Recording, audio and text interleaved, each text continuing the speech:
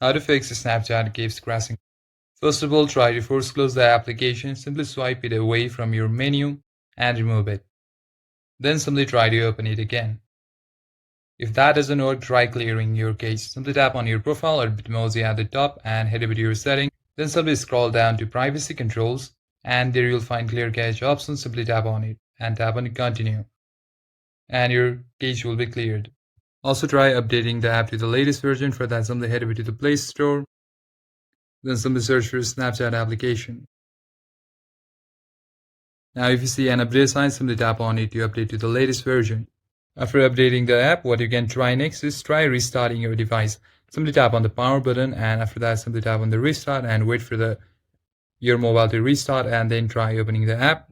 If none of this work, the final step is to simply uninstall the application and try a clean reinstall.